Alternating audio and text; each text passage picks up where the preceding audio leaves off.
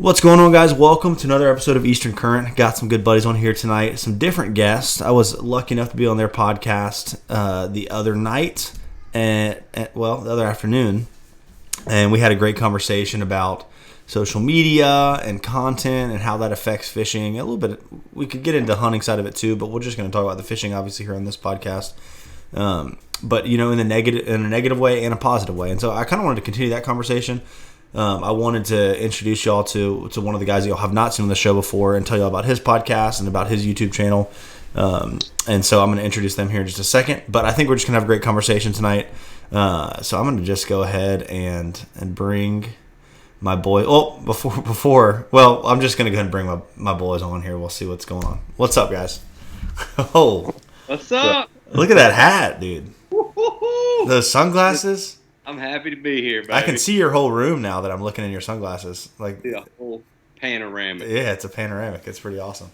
What's up, dudes? Oh, nothing much. How y'all doing? Doing great, man. Thanks for having us again. Yeah, definitely. It's I think that's going to be a fun thing. When I was on the podcast with y'all at Lex's house, just there's a few of us that are creating content here in North Carolina or the Wilmington area, and it's going to be fun to kind of work together and do some podcasts together and do some videos together. So I'm excited to kind of introduce that, announce that on here, that we'll hopefully be doing a lot more stuff together, and excited to have y'all on here. Man, I'm excited to be here. I love this podcast, man. Thank It's you. one of my favorite fishing podcasts to listen to. But you want me to tell you something? It messes me up at work. Because when I'm at work and I listen to this podcast, the last place I want to be is at work.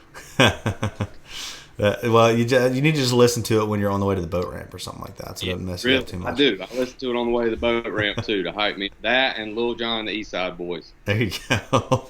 I can't believe I'm in the same sentence. That's pretty awesome. Eric, how was your weekend, Eric? It was good, man. Did you get out and do any fishing? No, I haven't been able to fish much lately. I've had 3 properties under contract at once. They're all closing this week. Oh. So once I get through this week, I'll be able to get back out on the water. Heck yeah. That sounds like a fun week to get through. This should be a paycheck at the end of it. That's true. It's the best reason to not be fishing. So. Yeah, definitely. Well, congrats. That's awesome. Well, guys, y'all have heard me talk about Eric on a lot of the podcasts recently. He's a real estate agent, great guy in town. To connect with if you're wanting to buy, sell, any of that land, commercial property. You do commercial property, right? I always say that. I have Okay. Cool. Normally it's more residential and land. Residential land, cool. So I'll have all his stuff linked below. Lex, tell people what you do, and as well as Eric's YouTube channel, which is great fishing content. There's not much other than Lex, myself, Eric, and Elias as far as fishing content in North Carolina. There's other. I'm sure there's a bunch of other channels. I'm not trying to downplay anybody that's creating content out there, but as far as I can tell, is on a decently regular basis. There's really not too many. Is there anyone else y'all can think of out there? Do we need to shout out to North Carolina? Jamie Haggerty. Yeah, Jamie Haggerty. That's right. I don't know where he's out of the. I think he's in Wilmington. Okay. He's got the aluminum bass boat.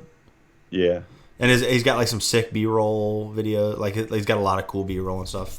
Good editor. Another good one is Halty Salty. Halty Salty. Okay, sweet. Yeah, he. I think he's up towards the Pamlico area. I like that name, Halty Salty. Yeah. Hot. Is it like HAWT? Like he's a hottie? HALTY. I was literally picturing Hottie Sotty.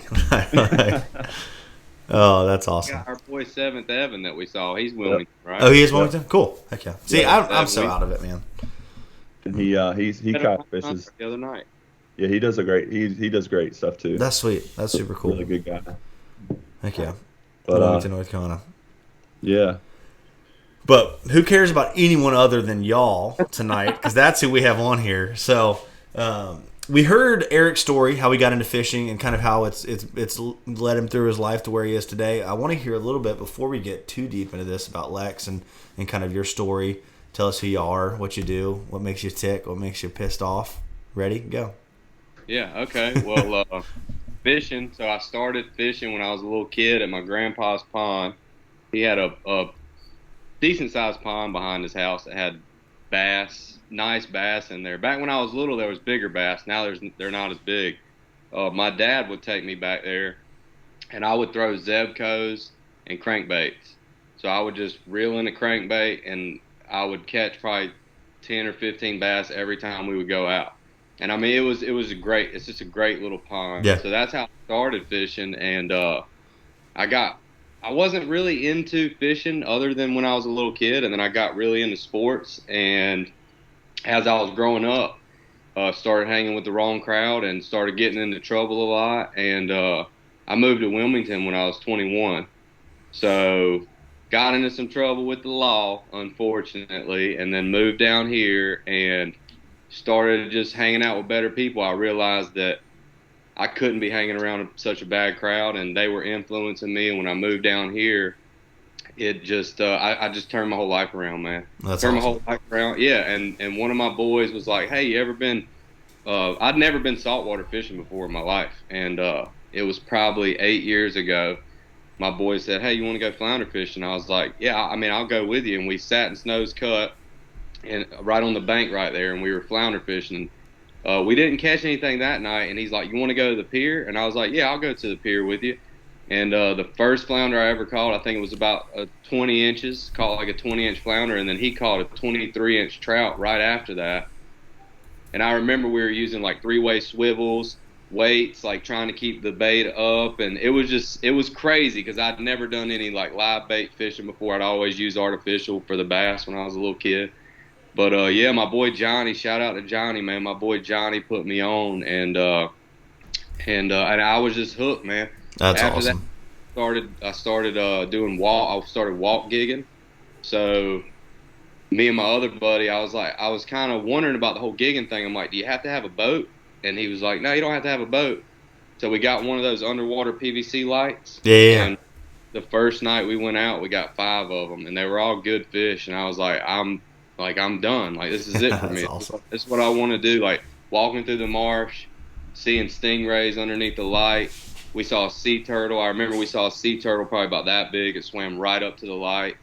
And it's just amazing to me, like, how much I didn't know was out there. Like, I had no clue that all this was just right here for us, like this amazing ecosystem of all kinds of different animals. And yeah, dude, I was hooked, and I got a 14-foot John boat. So I bought a 14-foot John boat because we were kayak duck hunting, and my kayak had a hole in it. And I was like, dude, I'm just gonna buy a John boat. So I bought my buddy had a John boat. It wouldn't go in reverse or neutral. It would only go forward. So he's like, I don't know what's wrong with it, man. You can have it for $700. I'm like, cool. It had a Tohatsu 25 on it. It was a 14-foot Alumacraft side console. And I said, cool, I'm coming to pick it up right now. I pick it up. I take it over to the mechanic. He looked at it, called me back the next day. He said, you're missing a $2 piece that goes in the lower unit. It was a $2 little BB ball. And if that ball wasn't in there to roll up and down the gear, it would just stay in gear. So it ended up costing me about $150. And so I had the John boat, and that's how I learned the waterway. Yeah. I hit some oyster beds. My old lady hit a sandbar going about 30. That thing would go about 30, dude. So she hit a sandbar. Little tiller drive? No, it had I had a little side- console? It had a steering wheel and everything. Yeah, so hit a bunch of sandbars, hit a bunch of oyster beds in that thing, and that's how I learned the waterway. And then that's kind of my story up until the last couple of years. But yeah, man, I that's why when you guys were talking about social media help people get, to do something positive like fishing, like that hit me in my heart, man, because that's what fishing did for me. Like, I didn't learn it through social media, but like somebody taking their time out to teach me flounder fishing definitely changed my whole life, dude. For sure. I mean, I think it's cool to hear those stories, like the one you just shared. It's just really neat to see how it can be such a great influence on somebody's life and a great outlet. So many people just need an outlet, something to spend time on, especially kids nowadays, man. Yeah, I just want more kids to be outside and enjoying the outdoors. But tell me this, Eric, how did you and Lex get to know each other? How did this relationship begin, and how did y'all, fall in love and grow to where y'all are today? Man, it's funny because on our last podcast you made the joke about the Atlantic Bonita, and it was actually on the Liberty ship. That's And, so romantic right there. Yeah. On the Liberty ship. So I'm out there. 2 years ago, pink was the color for me, and then last year, which was when I met Lex. Any specific jig in pink? I like the jig fish. Okay, gotcha. Sweet. It's the 1 ounce. You can buy them at Walmart for $4. Texas Tackle, anywhere.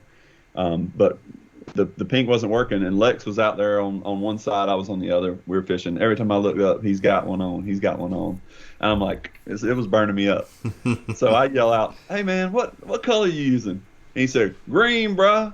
and at that point, I knew like if he was willing to share what jig he was using and what color, then he must be a good guy. Yeah.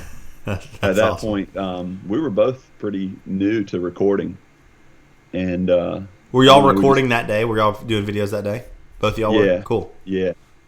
I think I was like 6 months, 8 months in at that point, but still very new to it. But at that point, we talked, and then I saw him again, and we just became friends. So that's cool. I guess you could say that the social media brought us together on Definitely. because we had a lot in common. Or it could have been that y'all were both wearing the GoPro training bras out there, and y'all like kind of had this bonding moment. I always call it my training bra. I'm pretty sure. You what? Oh, you had yours in your head. Yeah. I can tell you why I liked Eric from that moment. Oh, for sure. Can I tell you why I fell in love with Eric at the Liberty ship? I would love to know that story. All right, so he asked what color we're using, and I know I said green, bruh, or something. I know green, I said something. Yeah. So he was, and then you started catching them, right, Eric? Yeah. Okay, so Eric started catching them, and then I was talking to my boy Ed that I was fishing with, and he was like, "Hey, I know that guy. I've seen his videos before. He has a dog on his boat." And I was like, "Oh yeah, he does videos too?" And he was like, "Yeah." And so I turn around. I'm pretty sure it was the same day. I turn around and I look for you after you had caught a few fish, and you were sending it. I could barely see your boat, and I was like, "That's the SS Send It right there, son." I seen him just booking it in his boat, going towards the horizon, and I'm like, "I like that guy right there." That's awesome. That boat, I remember before I knew that was you on that boat, Eric, we were on a podcast, and then you reached out. We're like, the Bonita fishing, man. I think we were talking about how there's just all kinds of boats out there. And then there was one day that we look at, I remember looking to my left, and you're just, it's like 3 foot slop out there. And he's just out there just freaking catching them, dude. Y'all were slaying them that day, too, out of that little boat. And that was before I was recording. Oh, that was before you were recording? Heck yeah. Yeah, so that was 2 years ago when that happened, and we smoked them that day. But man, the wind picked up on us, and once you're out there and it picks up, you kind of screwed if you don't pay attention to it. So like, we were fishing, and like I got that anxiety of like, all right, it's getting close to where I need to go. Yeah. And then all of a sudden, a wave comes over the front of the boat and like washes all the way to the back. And I'm like, we got to go. So we dropped everything and went in right then. It's crazy how the Liberty ship can feel so close to Wrightsville Beach, and it can also feel so far away from Wrightsville Beach. Yeah. At times. Yeah, that's a long ride in. That's crazy. That's cool. Green, bro. Need to get stickers made with just a green jig that just says green, bro. Yeah, that would be awesome.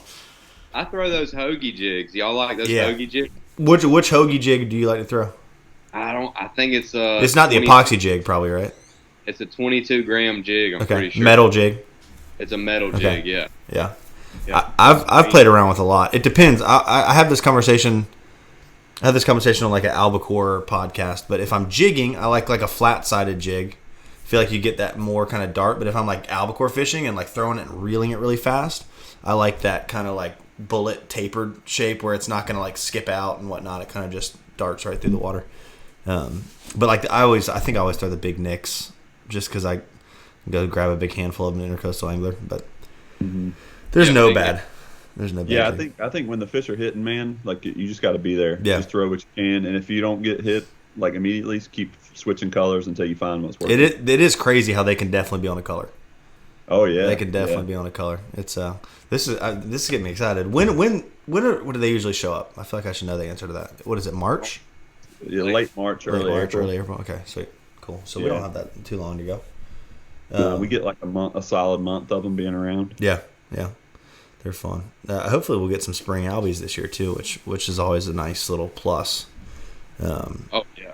Yeah. Especially guiding, man. It is so when people are like stoked to catch albies and you get fish blowing up on the surface and drag pulling, and it's not a ton of work, which is not what it's about, but just a fun fish to go chase and kind of easy ace in the hole there. But well, cool. Let's talk a little. You, Jud. Do what? That's kind of how I met you out there, albie fishing. Yeah. That's the first time I ever saw you out there, and I said something to you about I was like, hey man, I just caught my first albie. I was like, it's because you had clients on your boat, and I was like, it's because I listened to your podcast, and you said, look at me out here creating competition for myself. I said, all right, I like this dude. He likes to talk a little bit of trash. I like it. I can be a little mean on the water sometimes. I like it. I don't like it. I don't like it. But it's always just a little bit of it's a little bit of I don't know. I can be a jerk sometimes. That's one of the fisheries that can sustain it. It can definitely sustain as long as you're not like running over top of the schools. Like 3-4 boats can fish the same pod. For sure. And leave it to me to be the one that's like on a podcast, albacore here. Make sure you don't run schools over or run up on them too hard. And I'm like trying to cut people off and get in there first sometimes. But that's like half the fun sometimes of albie fishing. Of like there's like 4 or 5 boats around you and you see like a school pop up at like 12. And you're like looking beside you like, does anybody else see that school? And then you floor it and you're trying to get over there. You look behind you, all the other boats are coming in too. That's almost half the fun for me. It's like racing around other boats. That is like one of the chase, man. The chase is fun. So we talked about your channel too, Eric, last time, but both I want to hear kind of both y'all's story is to what your channel's kind of become now to y'all and kind of what y'all hope to see out of content creation. Like, what is the end goal, or is it an ever-changing goal? What's kind of the long term of your video content creation? Well, for me, it's the goal from the start was community building. Yeah, I'm not from here, so for me to move to this area and try to pick up the fishery, like that's been what I've kind of started the channel as. Like, I'm going to do this, I'm going to record, I'm going to learn the fishery, I'm going to learn about the editing side of things, applying it in a way that helps me meet people. That's been my goal from the start. Yeah, I've never wanted to make a dime from YouTube. Like that was never the goal. Yeah, how much do you think combined us three make from YouTube a year? Like maybe $800. $0. I'm about $1 a day. $1 a day. Hey, that's like a McDonald's French fry, small French fry day. Yeah. And if you factor in the hours that we put in out there, it's crazy. 10 out of 10 don't recommend you trying to get rich from YouTube. No. Yeah. But yeah, and it's funny that we say that because I was actually talking to a guy the other day. He was like, I'm thinking about starting to record videos. And I'm like, man, if you're doing it because you want to and enjoy it, should be the only reason. If you're doing it to try to make money, it's too late, I think. Yeah, definitely. So unless you can, I think if you fished in the outfit you're in every single day, Lex, you could grow a channel pretty big. I don't know. You got to find that niche, man. The cowboy saltwater inshore angler. No fishing pole. I just lasso fish. I lasso false albacore out there. That's all I do. That would definitely be a viral video if you did that. For sure. I kind of feel the same way as Eric about. I kind of started filming videos so I could watch them back because I'm so dumb. I go straight dumb out there. Like when the fish starts to bite, I'm like, what was I even doing? Like when I get the fish in the boat, I'm like, woo, woo. And I'm like, what was I even doing to catch that fish? So like I started to record so I could go back and kind of see, because when you're fishing, for me, like it could be the smallest thing that could be the difference between getting the bite and not getting the bite sometimes. Yeah. And like I'm just out there, I'm having so much fun, I'm not paying attention, and like I'll end up catching a fish and I'm like, what was I even doing? So I could go back and look at my footage, and then I saw Elias's videos and I'm like, okay, well he kind of posts stuff up so other people can learn, and I learned a lot from him from watching his videos actually. And I was like, okay, well maybe I should just post some of these videos. I'd already been on YouTube doing my podcast, which I just, on my podcast it's not just fishing, it's, I have my friends on, I have comedians on, anybody who I think is great at what they do or is giving it everything they have to be great at what they do. That's the type of people I want on my podcast. And I already had a YouTube channel with that on it. I'm like, well, I'll just add some fishing in here and see what people think. And I got really good feedback from it. That's awesome.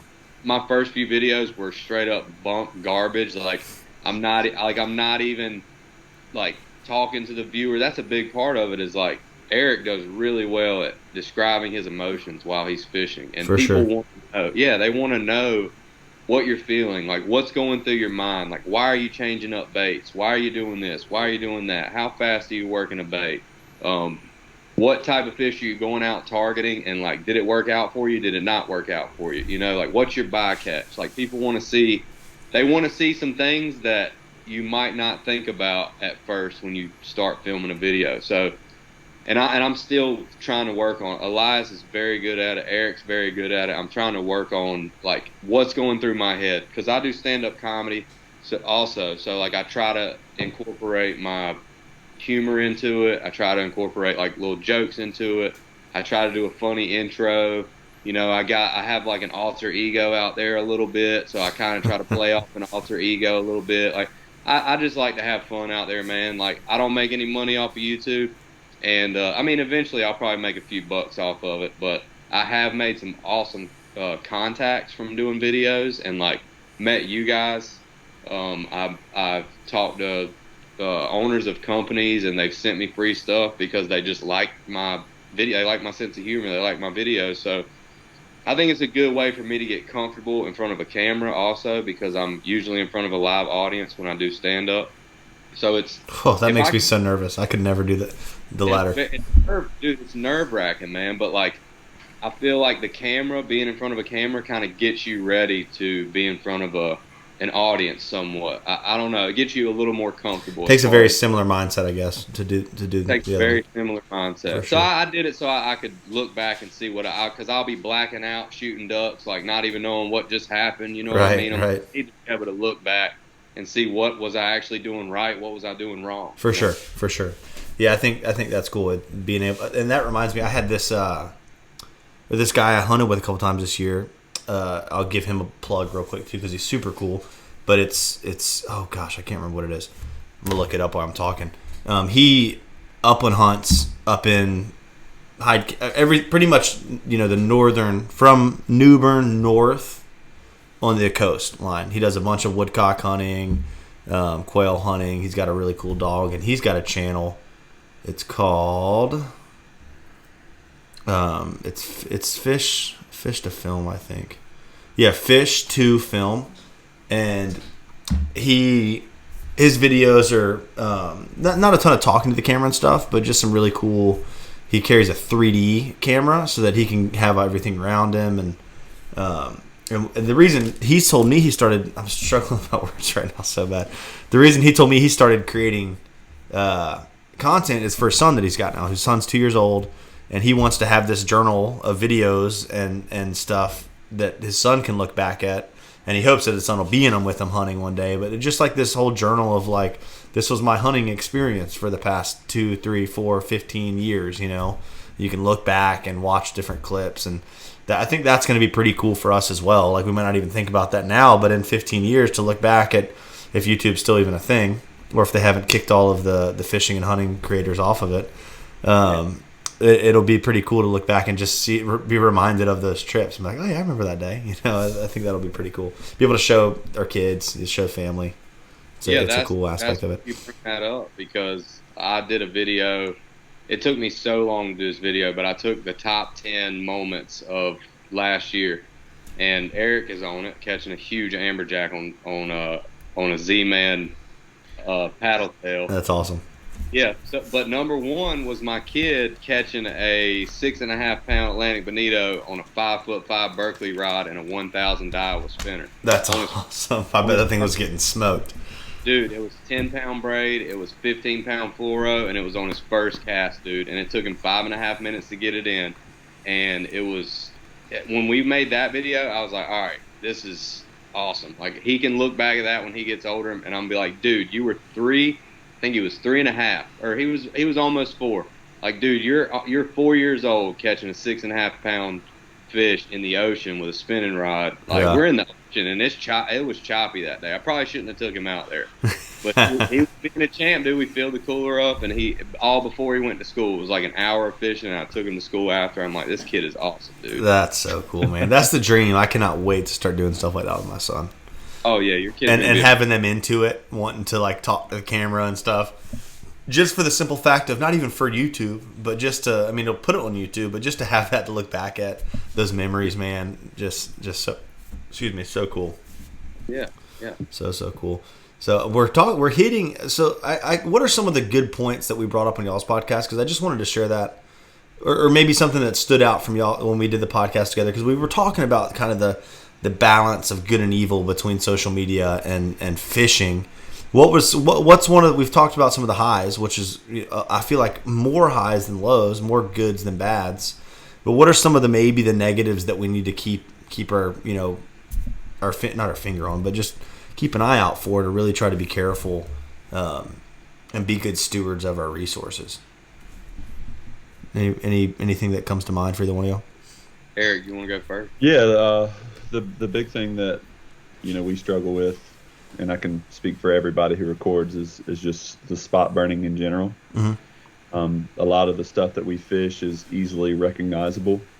So, unfortunately, for the people that have done this before us, that don't necessarily have access to the same tools that we do now, they're the ones that kind of get shafted when we burn a spot that they may already fish consistently. And all it takes is just a flash of a camera, and that's a major mistake, by including either docks or houses nearby, or you see a tower in the background. There's a lot of easy ways to kind of ruin a spot. For sure. Yeah, I think that's one of the, that's a tough one, because it's like you want to share, you want to be helpful, you want to help people know where to fish, but I think that's when we hit on the points of like, just because it's maybe and this is for anyone on Instagram posting like an Instagram story or anything too. It's like, just because it's a spot that you've learned and that you've spent time and figured out yourself, you've got to think if you're giving that spot up too, it's something someone else has probably worked and found, and it's not just your spot to give up, and that's, it's such a tough conversation and thought process and battle between the whole thing. But I definitely think it's something to think about, and even more so than spots too. It's like you think about the conservation side of things and killing fish. Like there's that whole other thought of like during trout season, like I feel like I need to post a picture of a limit of dead speckled trout like every guide trip, because people want to see that I'm catching a bunch of trout, and there's no way of proving that I caught a limit unless I got a dead limit laying in front of my clients. But that like that push and that feeling of like, oh, I've got to do this because I got to show my worth. That pressure that social media really puts on you in that facet. Do y'all feel that pressure too? I mean, I know y'all don't guide, but from a social media sense, have you felt that kind of weight of like, oh, I need to prove myself through social media? Because I definitely do. Absolutely, yeah, I feel the same way. And for me, a big negative, and it's gonna sound bad, but it's the truth, is like when I'm working on a video that I'm not even going to make money off of, and it's taking up a lot of my time, I could be sitting there doing that, and my kid's tugging on my leg wanting me to go do something. Right.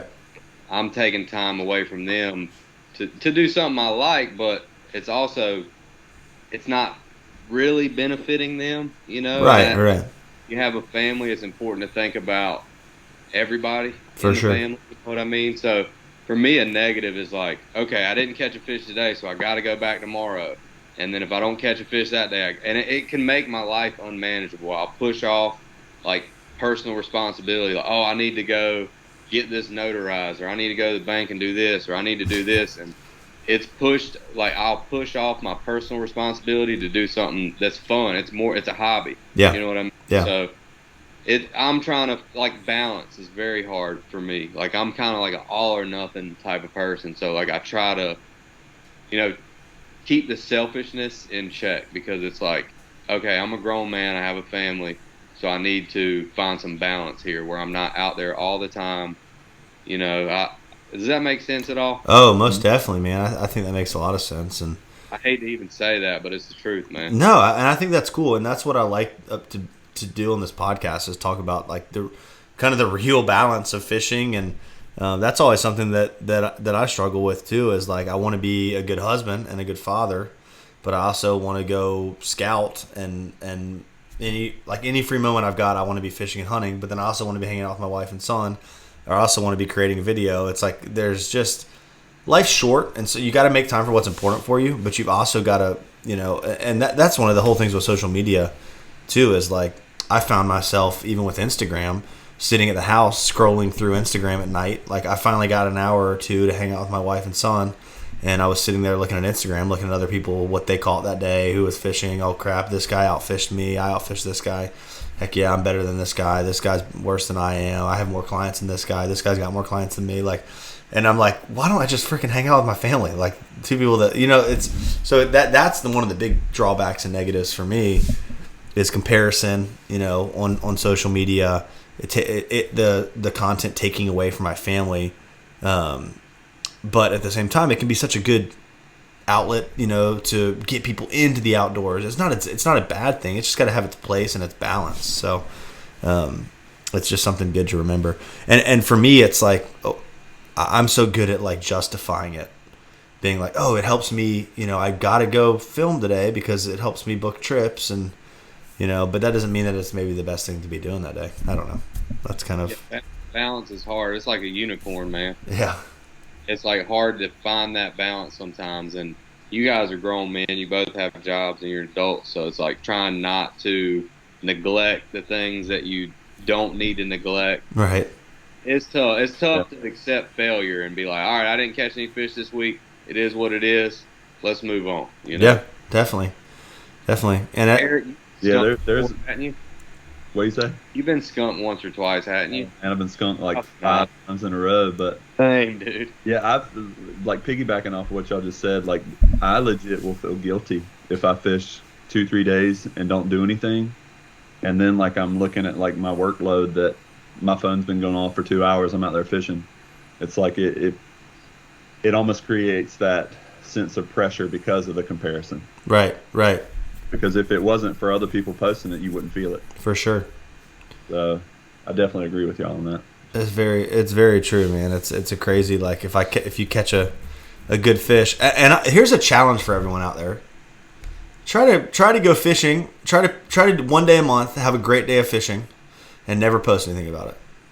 Just let it just be in your memory bank. I feel like maybe it won't do anything, but it could be good for the whole reason behind fishing. I don't know. Maybe not. That's the day I'll catch a daggone 70-pound cobia, but I like it. I think I'm. You have to decide before you go. Yeah. No, you run your camera stuff no matter what. So when you just decide on one of the bad days, I'm not going to post anything. But I think there's something so cool to me though. Like, don't get me wrong, I love creating videos. I love doing content. But when I see like an old timer, or maybe not even an old timer, just a dude who freaking catches a bunch of fish and goes out there and like he hasn't posted anything in like 4 months, but I know he just smoked the trout and caught like a massive red on the jetty, and nothing goes up on Instagram or YouTube or anything like that. Like my buddy Ben Chesney's like that. Ben Chesney, do you know Ben Chesney from the tackle shop, Intercoastal Angler? Smokes the fish, catches a ton of fish, never posts anything. And he'll post a picture every once in a while, but I'm like, golly, and he's not a guide. He's not creating content. There's nothing behind it, but I think that mindset of he's in a good place. Ben will never listen to this, but I don't think that it doesn't mean you don't struggle with those same thoughts and being competitive as a dude that likes to fish, but it would definitely help me. So I don't know. It's the I feel like everyone in every facet of social media and content, like whether it's fishing, hunting, makeup tutorials, how-to videos, like everyone compares and does all that, has the same battle that we have in the fishing world. But there's you can have a healthy competition, and there's a thin line where it's like, okay, this can cross over to it actually affecting my mood and the rest of my day. Right. You know what I mean? Yeah. I think we all kind of like competition. I think you guys are the same way, but I think there's a is it thin line to walk? There's a tight rope to walk there, you know. A thin, tight rope. Yeah. Well, and dangerous. So say you're comparing yourself and you've had a few bad days. Well, you go out there and you smoke them, and then you make your video and you post on social media. The fish are the ones that suffer in that situation. Yeah. Because now, and especially if you've given away something about where you were, like those fish are going to get crushed after that. Yeah. Yeah, that's the balance. That's the the figuring out how you want to create content, how you want to put it out there. So, and even I don't think there's anything wrong with showing. I mean, a bunch of my videos, I look at it, I'm like, why would anybody why would even 4 people watch this? Like, all you can see is like 2 feet of water in front of my feet because I'm so scared about showing any background. But I guess people still like it. People still like seeing the fish. You're really just seeing my hands and hearing my drag, but I don't know. I think that there's a fine line of like showing enough background in a video that the people that already know about that area are gonna know where you are, and then there's showing enough background that no one knows, and then showing enough background that like anyone can figure it out. So, you just got to kind of figure out. I feel like you should just base it off the fish. Like, if you feel like if the fish can handle that scenario, go for it. If you don't think the fish can handle it, or the spot can handle it, maybe not. I don't know. See, that's interesting to me, though. What he said, what Jud said, that's interesting to me because I never had a bunch of followers on anything as far as like trying to watch me fish, and like my YouTube channel is growing, but I never thought about. You said on our podcast the other day, you said spots and fish can't handle the amount of pressure that social media has the ability to put on it. Yeah. And I never thought of it that way. Like, you guys have a bigger following than me, and I don't think it necessarily matters that much because you guys were talking about 4 or 5 extra boats fishing a spot can be too much for some fish, especially in the wintertime. Yeah, especially in the wintertime. Especially in the winter, and I never thought about that. Like, I thought about, hey, somebody could be fishing this spot, see my video, but I never thought about the fish being able to handle it until you actually brought that up. So I'm glad you said that, and it makes total sense to me. I didn't mean to interrupt you. No. Oh yeah, you didn't interrupt me. What were you saying, Eric? I don't even know because Lex just nailed that point. Lex nailed that point for sure. I never thought about that until you guys were talking about it on the podcast, and it made so much sense to me. And my other favorite part when you guys were talking about intellectual property, and you guys also already kind of hit on that, but it's not just my knowledge to give. Like, other people also earn that knowledge, and I guess I'm just like, I never thought about that. I mean, it crossed my mind. I'm like, nobody cares. Nobody really cares, but people really care because I'm starting to get some negative comments on my YouTube now. Once you reach a certain, there's about for every 100 people, you're going to get somebody who's going to say something negative. Like, you're going to get a few people. I feel like the more people negative, the better the mark of success you're having, truly. Like, the more negative comments you get.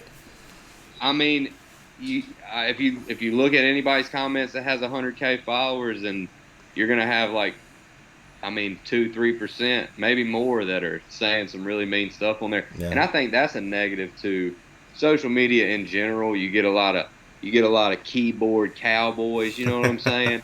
Is that your keyboard cowboy outfit you got on there now? I'll get on the computer like this when I want to talk junk to people. No, but you get a lot of people who will say some stuff, and it can create enemies out there. Like, for me, like, if I see you and you're saying something to me that I really didn't like on I messaged Eric earlier this week about a guy commenting on my YouTube, and I'm like, bro, I'm about to let him have it, bro. I'm about to let him have it. And then he ended up not even saying anything. He wasn't even really saying anything bad, and he ended up complimenting me. So I was just being sensitive, Yeah. I was just being overly sensitive and just, like, thinking that I was this big thing that I'm really not. You know what I mean? So it was just it's like an all ego thing. But I was messaging Eric, and Eric was like, I don't know. He's like, I feel like he could kind of be being negative, and then we just let it play out, and the guy ended up being, like, super nice. And I think it can create enemies out there, just like it can in real life. Whenever you get somebody on your picture or something saying something, you're like, I don't really like that, or somebody on your old lady's picture on Instagram, and you're like, I don't really like how you type that, homie. You know what I mean? Right. I mean, it can create enemies, but it for me more it's created friends because like I have you guys For from sure. it, you know, For and sure. a few other people too that are awesome fish. I literally have learned so much from Eric, Jud, from your podcast, and from Elias just fishing with Elias that I would have probably never fished with him if I didn't make videos either.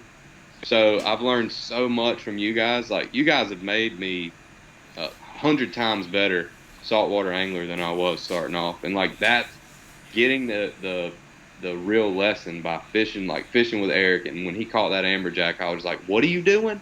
How did you get that? Like what's going on right now?" You know, and he explaining to me.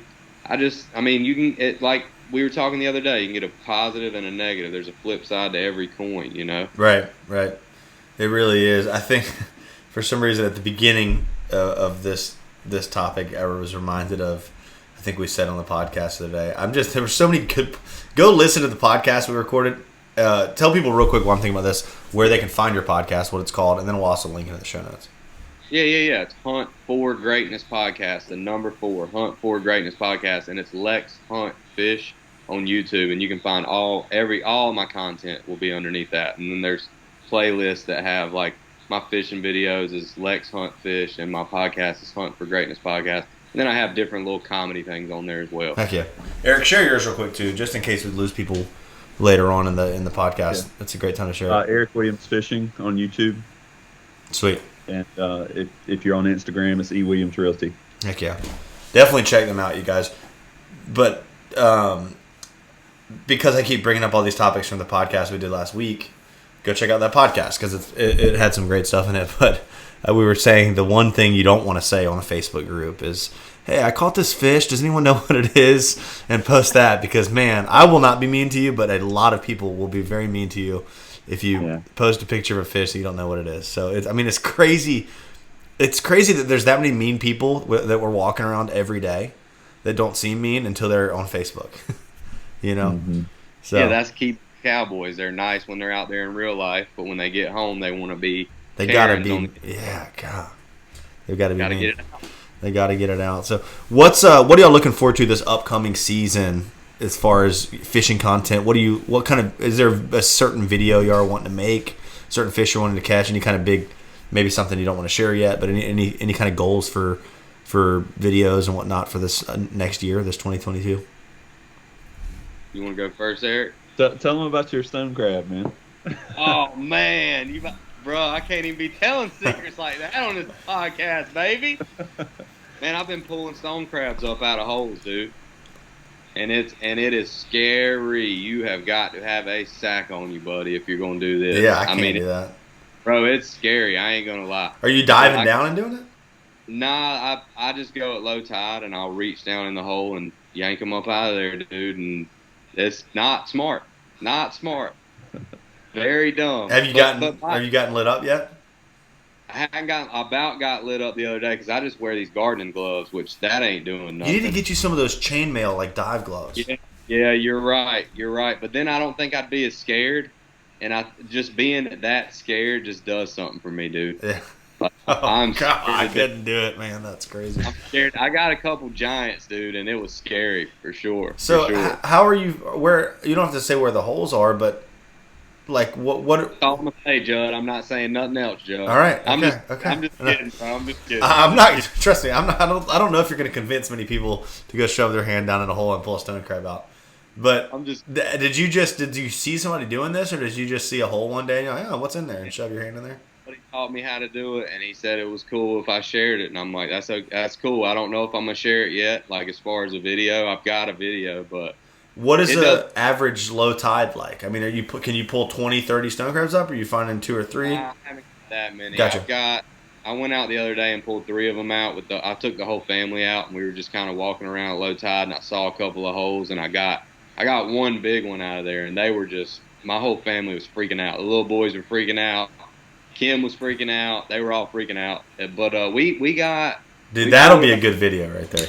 We pulled about 18 out of the other day, and we got about 12 claws. Yeah. Because we only take one claw, and if they're already missing a claw, you don't take a claw. It takes them 1 year to regenerate their claw back. Okay. From what I was reading.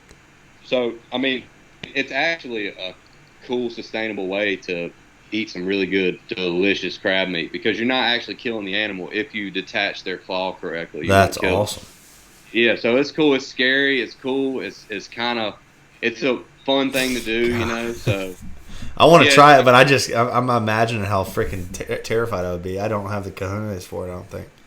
The first couple ones I did, I got it on tape, and I'm freaking out, screaming, squealing like a pig, dude. I mean, it was scary, bro.